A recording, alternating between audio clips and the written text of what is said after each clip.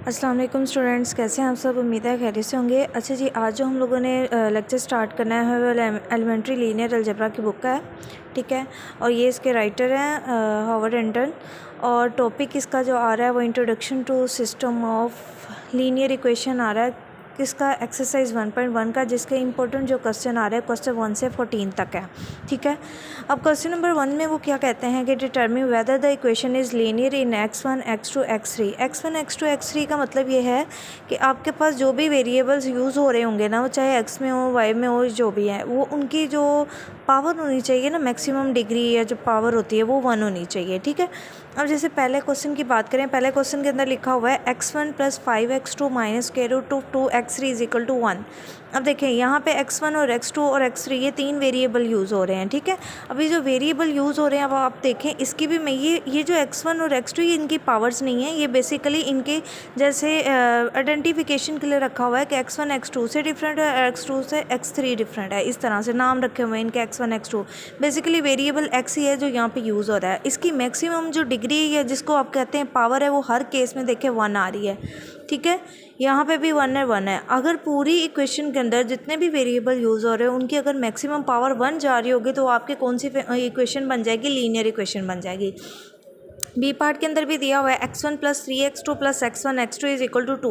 अब इस केस में ये नॉट लीनियर इक्वेशन किस तरह से है, अब ये देखें, यहाँ x1 की तो पावर आपके पास आ गई 1, x2 की भी पावर 1 आ गई, लेकिन जब दो बेसिस आपस में मल्टीप्लाई, जो वेरिएबल आपस में मल्टीप्लाई हो रहे होते तो उनकी पावर्स आपस में क्या होती हैं, ऐड हो जाती हैं। अगर इन दोनों को ऐड करें तो इस पूरी टर्म की जो डिग्री बनेगी या पावर बनेगी वो 2 बन जाएगी। और हमने तो अभी कहा है कि लीनियर तो वो होंगी इक्वेशन जिनके अंदर सारे वेरिएबल की पावर मैक्सिमम 1 होनी चाहिए, और जहाँ पे भी हर टर्म के अंदर, तो यहाँ पे ये 2 हो जाती है जो कि इस कंडीशन को सेटिस्फाई नहीं करती, इसलिए हम कहेंगे ये not linear, in non linear है या फिर लीनियर इक्वेशन नहीं है। उसके बाद थर्ड की बात करें, इसके अंदर है x1 = -7x2 + 3x3। x2 और x3 और x1 जितने भी वेरिएबल इस इक्वेशन में यूज़ हो रहे हैं, हर किसी की डिग्री या पावर क्या आ रही है, 1 आ रही है, इसकी भी और इसकी भी, ठीक है। तो इसलिए ये भी क्या होगी, लीनियर इक्वेशन होगी। बात करते हैं क्वेश्चन नंबर 1 के डी पार्ट की, जिसके अंदर आपके पास देखें x1 की पावर में -2 आ गया। आपके पास जो भी लीनियर इक्वेशन होती है उसके अंदर आपके पास पावर ना ही फ्रैक्शन में होनी चाहिए ना ही नेगेटिव होनी चाहिए, सिर्फ पावर मैक्सिमम जो होनी चाहिए वो सिर्फ 1 होनी चाहिए, और वो पॉजिटिव 1 होएगा, तभी आप उसको क्या कहोगे, ये लीनियर है।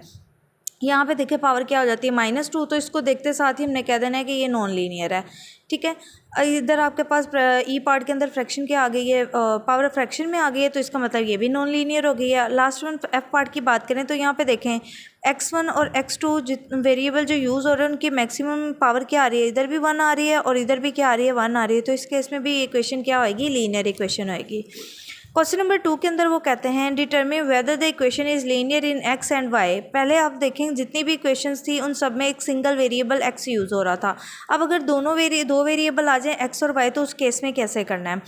जैसे इसका ए पार्ट देखेंगे हम लोग, इसके अंदर लिखा हुआ है 2 की power 1/3x + square root of 3y = 1।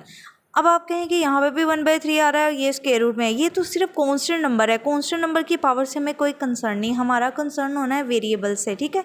तो यहाँ पे जो x वेरिएबल यूज़ हो रहा है इसकी मैक्सिमम पावर 1 है, यहाँ पे भी y वेरिएबल यूज़ हो रहा है इसकी मैक्सिमम पावर 1 है, तो ये आपके पास लीनियर इक्वेशन है।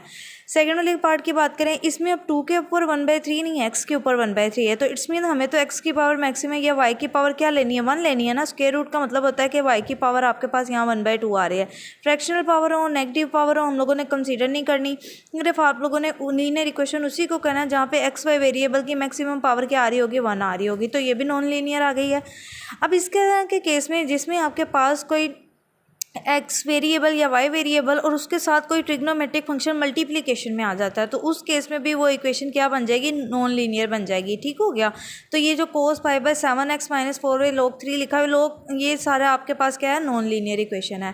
डी पार्ट की बात करें, इसके अंदर भी आपके पास ये जो यहाँ पे भी x वेरिएबल के साथ क्या आ रहा है, ट्रिग्नोमेट्रिक फंक्शन का साइन आ रहा है, तो ये भी आपके पास नॉन लीनियर हो जाएगी बिकॉज ऑफ π/7 cos x की वजह से। यहाँ अगर बात करें x y = 1, अब देखने में तो आप बच्चे देखते साथ कहोगे कि आपके पास इसकी भी पावर 1 है, इसकी भी पावर 1 है, तो हम इसको लीनियर कहते हैं। नो, ये एक पूरी टर्म पड़ी हुई है प्रोडक्ट के अंदर, अगर इन दोनों की टर्म की मैक्सिमम डिग्री देखें तो इन दोनों की ऐड होके आएगी, जो कि इसकी टर्म के अंदर क्या आ रही है, 2 आ रही है, इसकी 1 और इसकी 1, तो ये भी नॉन लीनियर आ रही है। या आप यूँ कह सकते हैं x और y डिफरेंट वेरिएबल प्रोडक्ट में आ गए हैं। तो इस केस में भी अब नॉन लीनियर होती है, लीनियर नहीं होती।